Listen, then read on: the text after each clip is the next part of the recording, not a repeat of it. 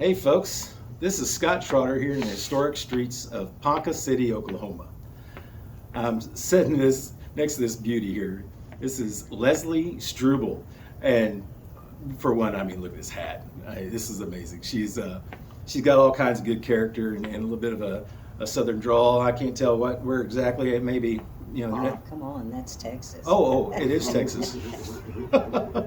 Raised by Texas mom. That's right. So I want to introduce you here. She's a resident of these streets, and she has some really interesting things that she does here in this city, dealing with history. And I'll let her kind of tell you a bit more. But Leslie Struble, welcome. Well, thank you.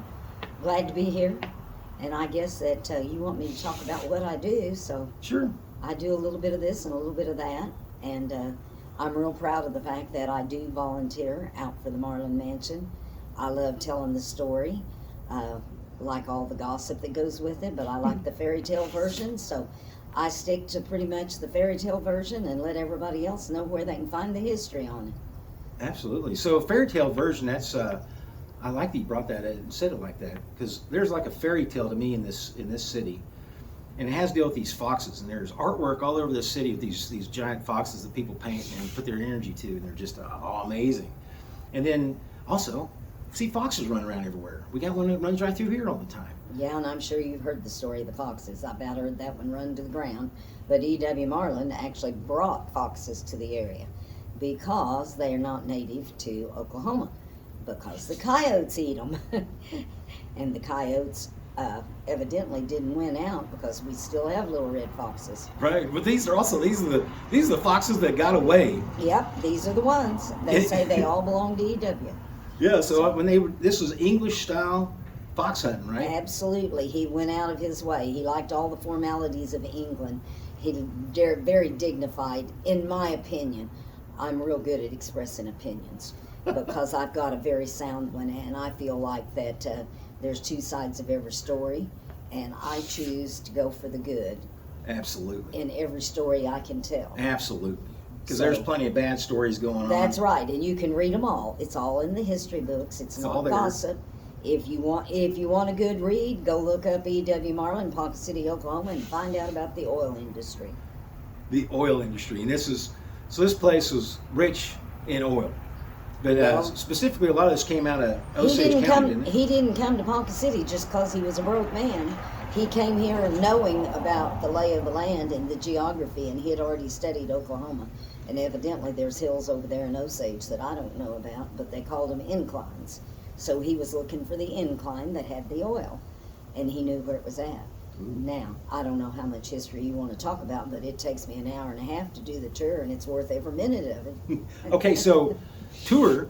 So folks coming to this town can come see you shining your beauty here in history and at the Marlin Mansion. So That's what right. are you doing at the Marlin Mansion? I'm a docent, and I found out, I'm supposed to be educated before I ever come here, but I found out that a docent is really an unpaid volunteer.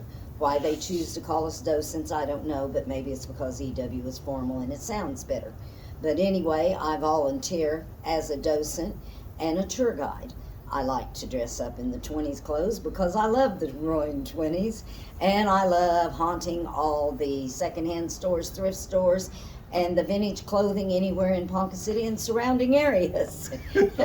I'm known for liking to dress up and play dress up. Oh, that's great. In fact, when I was a little girl, my mother sparked this all in us, and my mother was a very poor little East Texas girl, but she would let me and my sister take Vaseline and put it on the bedpost and color tissue paper with lipstick or whatever we could find, and we made faces, and then we put her clothes on the bedpost. So that's the truth. That's where I got my love for clothing and unusual stuff. That's great. So you used to paint on your mom's bedpost and put faces on clothes? But she only let us paint on the tissue paper now and Right. put it on with Vaseline. Because my daddy was a woodman, and he may not have had expensive stuff, but that was the best they had, and you took care of it. Right. Now, Daddy was born, I believe, he was born in Hydro, Oklahoma, but he lived in Ponca City all of his life. Really? Just a couple of years in Texas when he met my mother. So what do you do here? He was a body and fender man, the best in Ponca City. Really? And at his time, you could ask anybody and they'd have told you that he was the best one. And he was also very opinionated, very proud of his work. And Well, I've noticed there's like a old Lincoln shop and Ford down there in downtown. What? he worked at the Ford garage when he was a young man Really? for T.H. Parkinson. T.H. Parkinson, the only thing I remember about it was, of course, the Christmas parties. Because we all got big gifts because Mr. Parkinson made a lot of money selling all them Fords. But Daddy was back there he made seat covers, and he also made us purses out of the leftover upholstery. Wow. He made cradles for us, but he was a premier body and fender man. He would have been proud of Tommy because he didn't think very many people knew how to paint, except for him. You know, Tommy Casey over here, her Santa Claus to her Mrs. Claus. Yeah, he's my best friend. Best friend. And my Mr. Claus, yes sir, that's him. But he's got some history. We've recorded some stuff where he talks about his time working on motorcycles or hogs and showing them and making them look good. He's a good paint man. That's one of the things that probably brought us together when I first met him was I didn't get to ride the motorcycle with my husband because I was too big of a coward. And then Tommy come along and he's the ultimate motorcycle man. And I decided that I wouldn't hold anybody out back with my fears. And I got real interested in riding the motorcycle. I'm not good at it. Well, and you guys are both. But I just ride. All I gotta do is hold on. It's kind of like holding on to Mr. Claus when you're going down on the sled. A three-wheeled sled. A three-wheel sled. Yeah. Oh gosh, do you guys have a name for that thing? It's called Rudolph or anything? No, but we've talked about we need to decorate it up for Christmas. Yeah. Get some lights on that thing. Instead, we are just streetwalkers. We like to be Mr. and Mrs. Claus on the street for all the little kids to come up and take pictures. Because Ponca City, for all of our wealth, we do have a lower end of Ponca. And some of those children don't have the option of paying for photos with Santa. So we can walk the streets and join in with the real city parade. And the city Santa's up on the truck. But we're the helper Santas that walk down the street and let the little kids take pictures.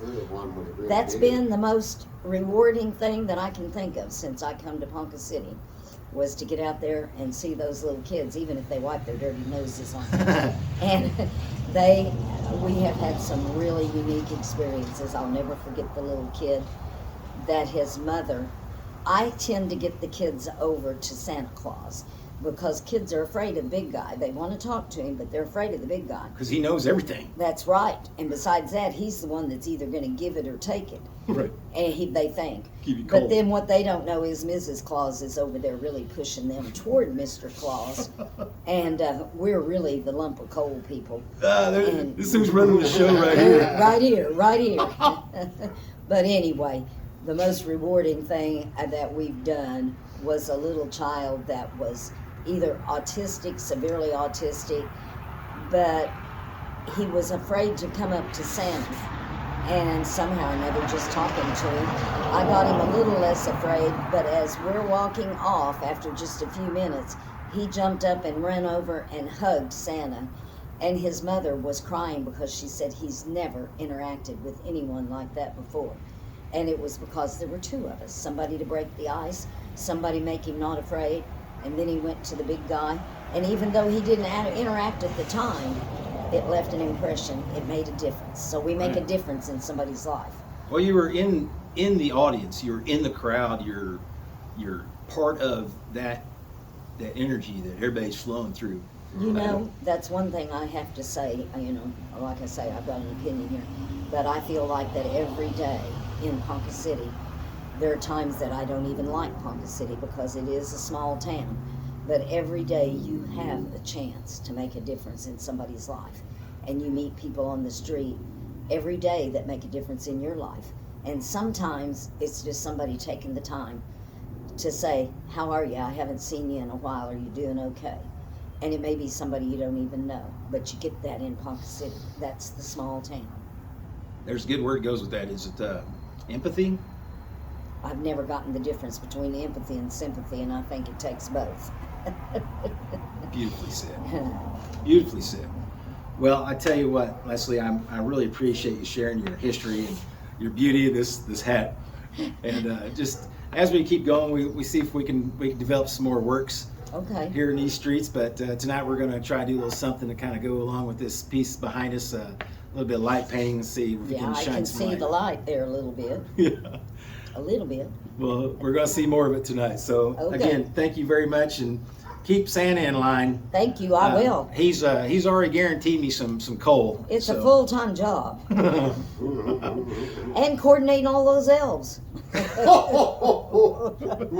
All right, guys, we'll get out of here and we'll see you now at the All road. right. See you. Bye.